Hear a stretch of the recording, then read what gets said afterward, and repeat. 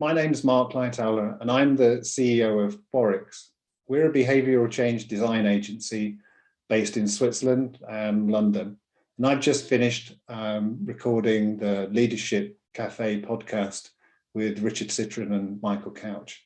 On the podcast, you'll hear a little bit about my leadership journey and some interesting insights into areas like belonging, why you need to take risks in your career, about the need to build vulnerable organizations in the future, things about the Great Resignation, and maybe some behavioral tips around building psychological safety and rebuilding culture. Along the way, you'll also hear about digital health, medical technology, and our whole part of humanity and our need to change.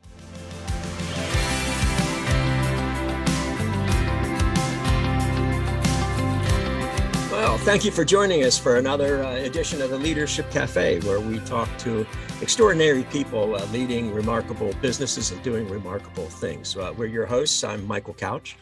And I'm Richard Citrin, and we're so glad to be joined today by Mark Lightowler. Mark is across the pond. He's president, founder, and CEO of the Phorix Group with headquarters in London and France. And today, Mark is with us from France. Mark, thank you so much for joining us. No, thanks for having us. Mark, your work is really on the edge of healthcare, behavior change, digital therapeutics, all of that work. Your background says it, understanding behavior, creating change. Can you tell us a little bit about your background, going from a scientist to a marketeer to an entrepreneur and the successes you've had, and a bit about the Phorix Group as well? Sure. I'm a chemist by training, believe it or not, but I would be extremely dangerous if they let me back in the lab. So they're good that they decided not to. But yes, I spent a long time as a scientist working on medicinal chemistry, and I followed a pathway into pharmaceuticals from there. I worked in sales, I worked in clinical development, I worked in publications, I worked in many areas, and had about 25 years working in that healthcare arena, looking at different diseases, from rare diseases to really common ones, hypertension, to really rare ones in bleeding disorders. So a broad background in that area. But I think what's kind of spurred me on as we were thinking through that time, maybe 5, 6, 7, 8 years ago, was the rise of digital technology and how that might change healthcare. And so I got very interested in what that might be and how that might help us. And along that way, we were also trying to think about what makes people change. And so that became a little bit of a quest. And so I decided to leave a big pharmaceutical company, which is a big risk at that stage. So I'm a good part of my career. I'm not young anymore. And so I decide, I think there's something fundamentally about to change. And I want to go away and build capabilities inside that. And that part was around behavioral change. In the end, I think one thing for healthcare, but I think it goes across a lot of their areas, is about how and why we change. And if we think about healthcare, of course, we want people to change their health habits. We want people to be more active. We want people to get better. We want people to take their medicines. And it's all about change. As a chemist, it's really good to think about, biological change. But then I've spent 20 odd years looking at doctors and looking at patients and looking at the dialogue between them and seeing a lot of broken pieces there. And then interestingly, when we look at that, is I see a lot of broken things in culture and corporate culture working in a big area. So we also work in that area too. So yes, a very interesting career going from scientist into behavioral scientist. And so that's what Phorix looks at. We would call ourselves a behavioral change design agency. We use design thinking, we use strategy, we work with corporate leaders in the healthcare and other industries, and we look at why people will change and what might block them from change. and then we help people work through those pieces. And along the way, we'll probably discuss some of the areas that we think about that. So we're working in mental health, and we're also working oddly in the metaverse as well. We can probably maybe touch base on that in a bit. Mark, I'm wondering about this career path you've had. I'm wondering how many of your chemist colleagues from 25 years ago are still at the bench versus those who have made a career shift. In our work, we find that people who are able to make those transitions show a certain kind of a learning agility and ability to learn from their experiences in life and then apply them in new and novel kinds of ways. I mean, you don't know too many of your chemist friends who have had the same kind of career path for you. What do you think, or perhaps you do? Let me ask that as a question. If you don't, what's been unique about your insights and your perceptions about yourself as a leader that perhaps helped you achieve some of those? Yeah, great questions, Richard. I would say it's the minority of people that are still chemists, academic chemists, or even industrial chemists. There are definitely a few people. It's 30 years next year that I got my PhD. I was just talking to my PhD supervisor. He's still working as a professor in Bristol University. So that's fantastic. I would go to something very early on in my career. I probably was about 22, and one of the professors was explaining what he thought a PhD did for him, what education did for him in the future. And he said, you'll learn a bunch of stuff, but it's all fairly irrelevant. He said, what you will get from this is a way of thinking that may be different from how other people think. It may give you more structure in the way that you think. And whether that's an MBA, an MSc, a BA, or whatever it is, I think that's what education gives you. Apart from the subject matter expertise, I think it gives you some structure. And certainly I took that into my career. And I think that's helped me be structured in my approach to all the things that we do. So I think that's been really important. I think the other thing that's helped me as a leader is about the ability as an introvert, which I am naturally, to take risks. So I'm a little bit odd that, I'm definitely introverted. I prefer to sit in the library and read books. But on the other side, you'll see me on stage because I have something that says you need to take risks. That adage, do something that you feel dangerous every day, I think also works for me. And that's pushed me mentally into places to take an opportunity. And I think that's definitely helped my career. Taking that leap, the jump, is never easy for anyone. A lot of people think long and hard about it, as they should. But you'll only progress if you take that leap. And then I would say midway through my career, that the one comment that sticks in my mind, and you'll know him very well, is Marshall Goldsmith. And I met Marshall on a course, and I found it fascinating. And he wrote a book called What Got You There? What Got You Here Won't Get You There. And that's the kind of mid-career transition. It's a permission to say, if I'm a chemist, I don't have to be a chemist all my life. I can be a leader, I can be a manager, I can be something else. But I'm going to have to learn other skill sets to get me to that next phase.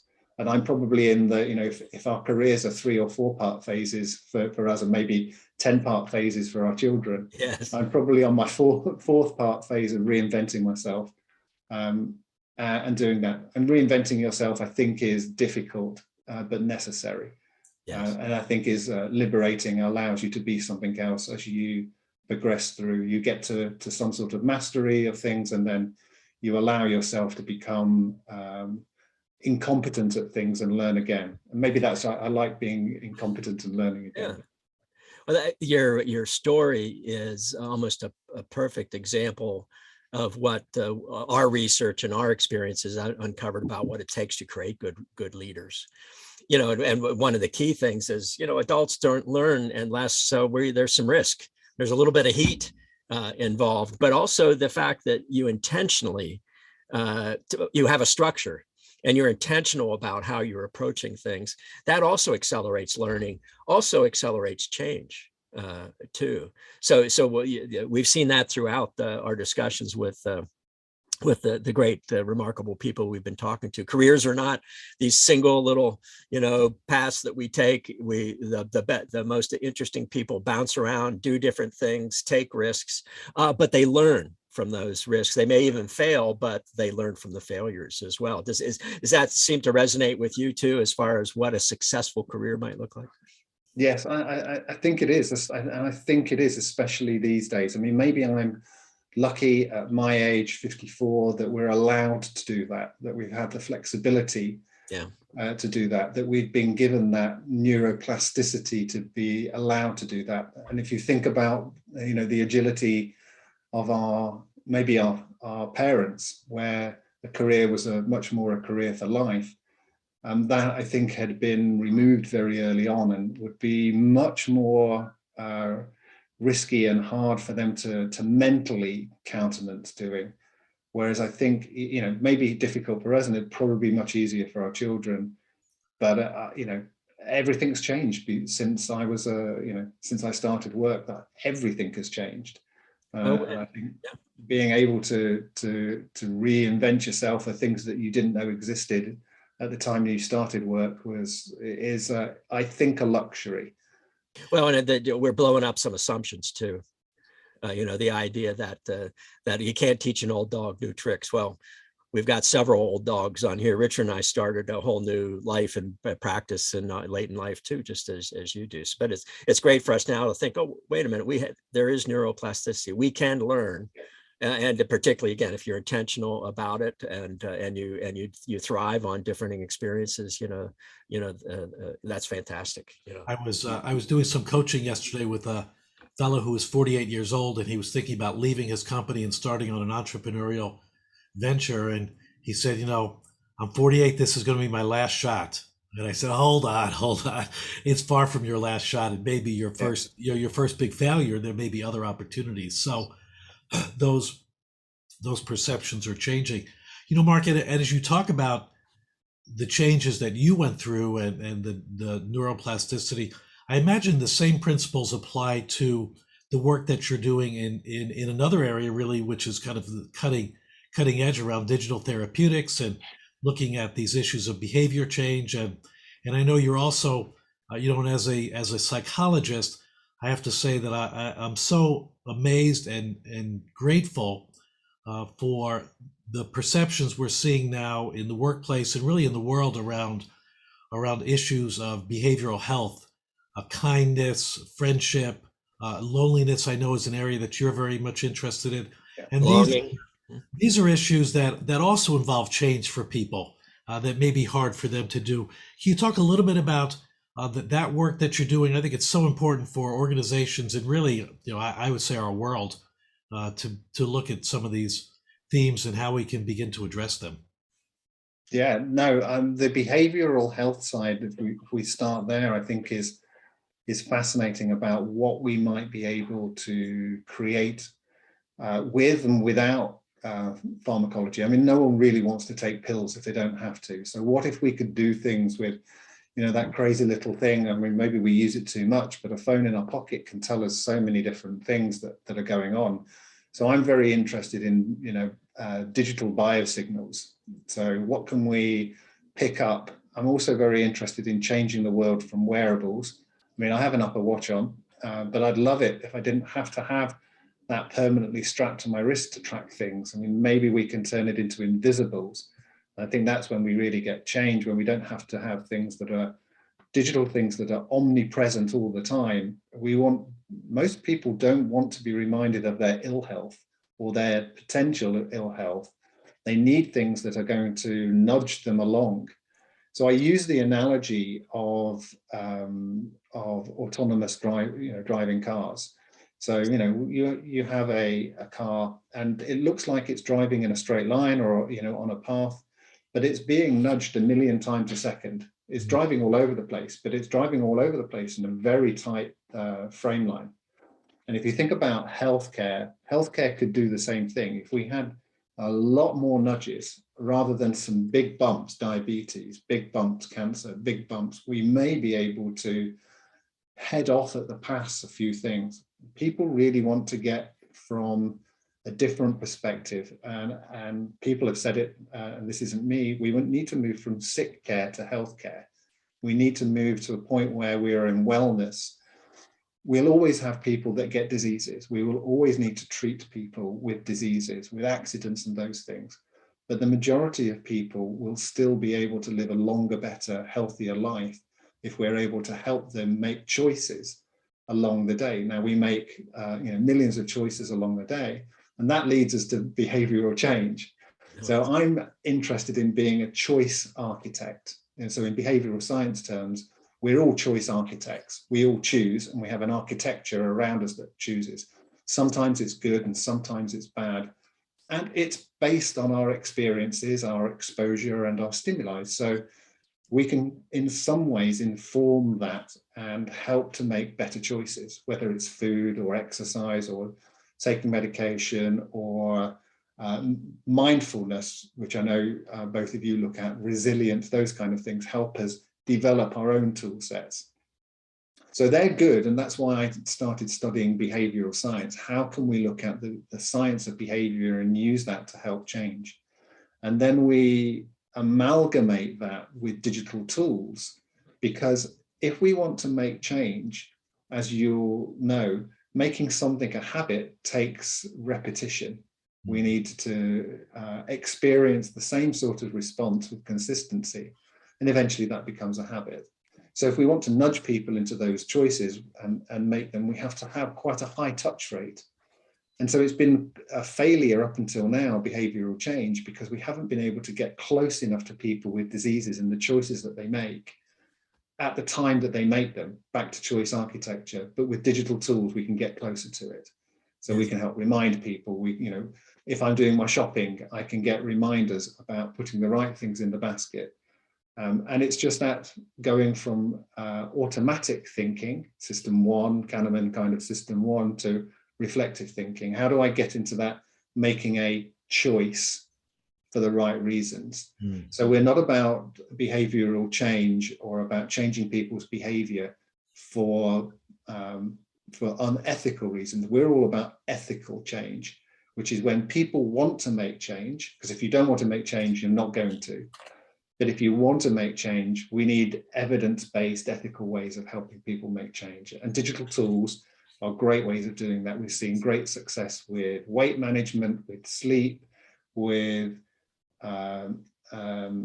addiction, with a lot of neuropsychiatry pieces. But we're starting to see that come down into oncology with cancer and people being looked after at home. So I think there's a vast range of opportunities to deploy digital technologies, artificial intelligence, machine learning in the right way, and gradually help people make better choices. And that also works for doctors too. So it also works for the practice of medicine. Practice of medicine is full of biases. It's who we are, how tired we are, and those kind of things. We need great doctors. We don't need AI doctors on their own, although they'll help. But we need to bring these things together. And again, we need to help choice architecture.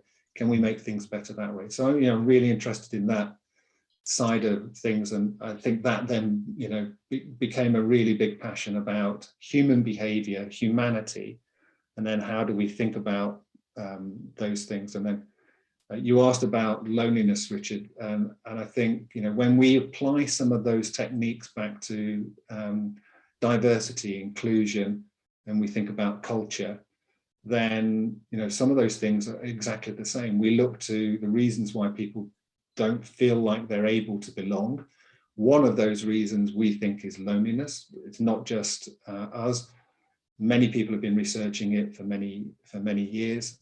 And it looks like, especially, not just especially, but in America, 50% of the workforce, it feels somewhat lonely. And so that's a massive impact. $400 billion a year attributed to loneliness, over $2,000 per employee who is affected by loneliness, cost to the employer. So there's something interesting for us to think about. And I'm interested in the point of how do we change that? Yeah. I love this example you've given, because it's almost the perfect example of where real innovation comes from. You've talked about behavioral economics, nudges, neuroscience, technology, AI, healthcare. So this great new idea comes not from a flash of brilliance, but a combination of existing ideas that really make a difference and make an impact. So I just wanted to comment on that. It's just an amazing story of innovation. But I also, your point about loneliness and belonging, I was just reading a very broad study done by McKinsey. And they were looking at the great attrition, which I understand we're here in the United States, you're experiencing it in Europe, that when you asked leaders why these people were leaving, they said, oh, a better job with more money. If you asked the people who left, it was belonging. I didn't feel like I belonged. I didn't feel like I was appreciated. So culture factors. So, executives are saying, oh, they're being drawn away by pay.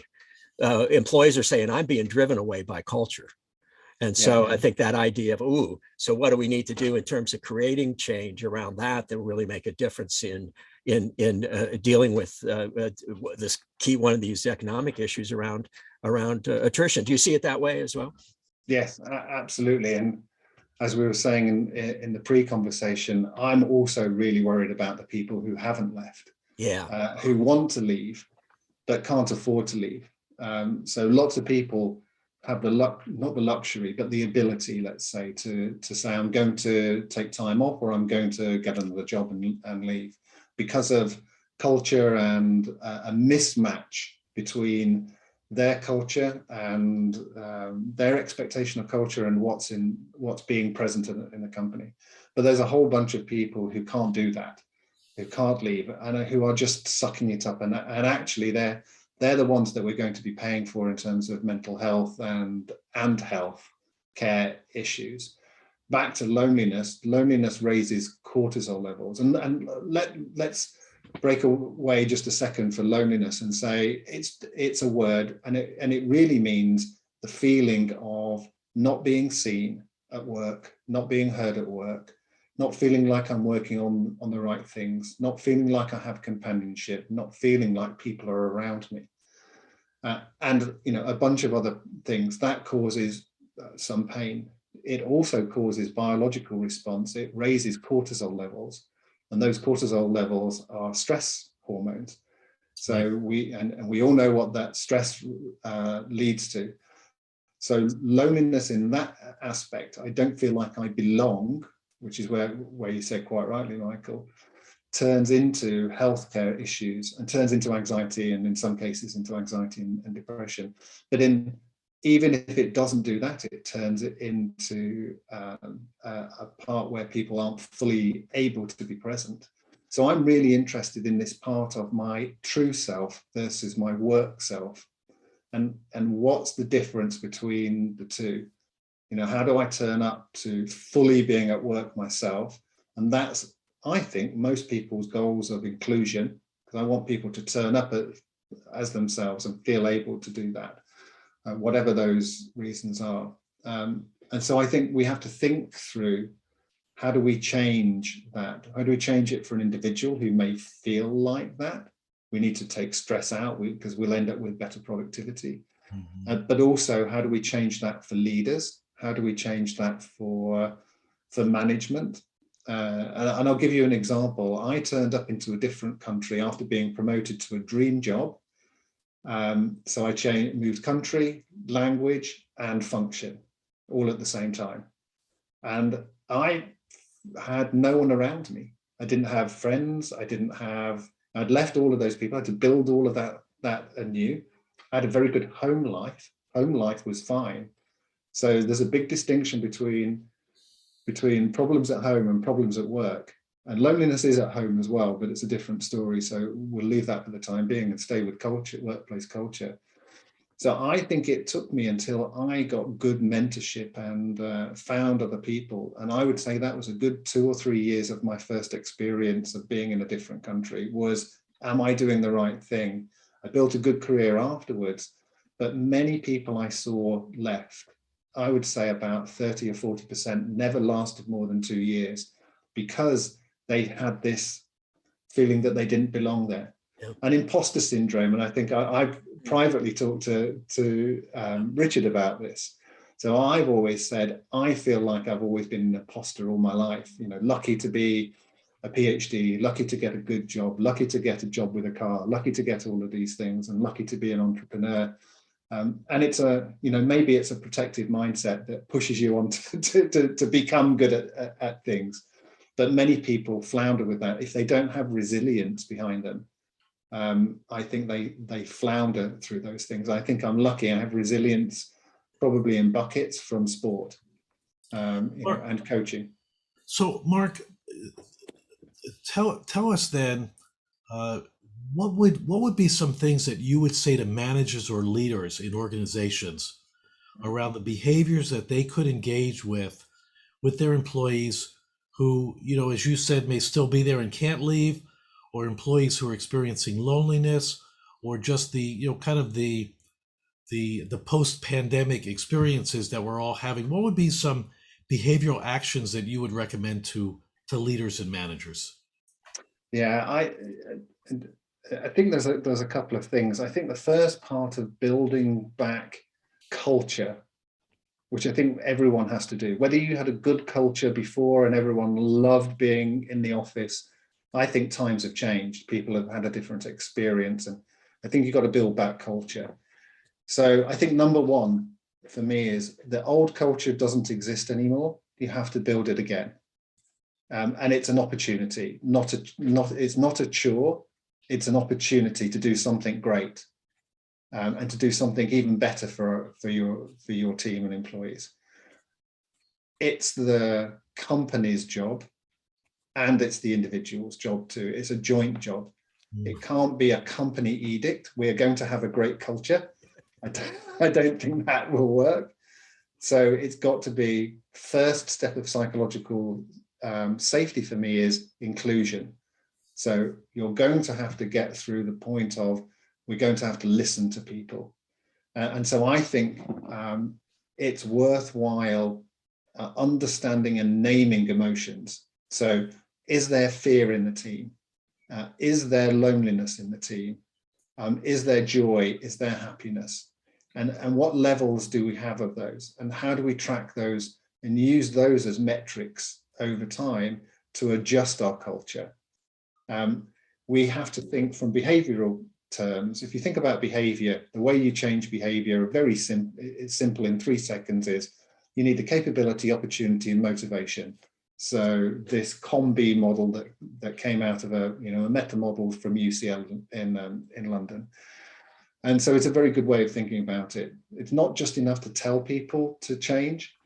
We can educate, this might be happening, you might be able to do this, and give people skills, physical and psychological, but we also want to be able to give people the opportunity to fully engage, and we want people to have the motivation. So I think we have to go holistic in our approach. So my advice to leaders would be look holistically at what may need to happen with culture, and then dive into a bunch of these. I think mindfulness, resilience, think you need to look and understand about belonging. I will say I think you have to look at loneliness. I think it's a big underthought about. It may be thought as negative, but I think it's a route to the positive. I think we have to think about building back trust. Trust for me comes through humanity. It comes through transparency. It comes through reproducibility and the capability of the organization. When you have trust, I think you will have built a vulnerable organization. And I think that's probably the biggest change that we can put into workplace 2.0, 3.0, wherever we are. is coming back with a vulnerable workforce who are happy not to share sad stories. That's not what I mean by vulnerability. Who are happy to talk about failure, who are happy to talk about fears, who are happy to say, I don't know how this is going to go, but I think we should go there. We don't have all the answers anymore. We have to build anew. And that, if we're vulnerable with that approach, I think we'll have people come with us and want to build it. Good. Great, thank But you. phenomenal. Mark, we'll ask you the question that we ask every one of the guests on the cafe, because it's been such a phenomenal insights that we've gained from it. But you've touched on it a little bit here, but instead of asking people, what the pandemic has done to you, we ask people, to quickly say, all right, what has the pandemic done for you? Two immediate things. I had time with my children and my wife, and being here. Time, I have a 16-year-old, was a 16-year-old, he's now 18, just finished his exams. I have a 16-year-old now, who obviously was 14, and now a 10-year-old. So I've had a time where I've seen children, my family, and us grow and have time together. I don't think we could ever pay for that. And yes, it was in awful circumstances. Yes, we're blessed that we were all right, and we've come out of it all right. So I think that's, that has to be number one. I think after that, the freedom, and I love the word freedom. I think it breaks into two things: freedom from and freedom to. Freedom from the things that I had to do, and I thought I had to do, but actually I didn't, because when I stopped doing them, nothing actually disintegrated. And also the freedom to think about things that I just didn't have the time to think about. One of those things came into mental health. We weren't working in that space, but it came to be very important. I found it was very important to me and other people around, and obviously probably primed by people's issues and having to, talk to people probably as a scientist about the pandemic, but also helping people along the way. And that made me go and do a very small course, and I wish I could do more, and I will do more, as a mental health first aider. And so the ability to be able to be to be able to spot something. I'm not a qualified psychologist or a psychiatrist, but I can spot something and then help people get into the right place. But it gave me insights into doing some of those things. Great. And so that's been, I think those two things have been a blessing. Good. So if people want to be able to connect with you, Mark, what's the best way they can do that? They can look at the phorixgroup.com. Phorix Group. The phorixgroup.com, all one word. And dead easy to get hold of me, because it's mark@thephorixgroup.com. Excellent. Well, Mark, thank you so much for being with us here on the Leadership Cafe. It's been great hearing about some quite innovative practices right on the cutting edge here that I think will make a big difference. So we'll be publishing, you'll can find the cafe on all your favorite places you like to look to find your favorite podcasts, including Richard and I's website. We want to make sure we thank our producer, director, technologist extraordinaire, Chad Barr, with the Chad Barr Group, for making sure all the good stuff happens in the background. So for all of us at the Leadership Cafe, thanks for joining in. I'm Michael Couch. I'm Richard Citron, and we'll see you on the next edition of the Leadership Cafe.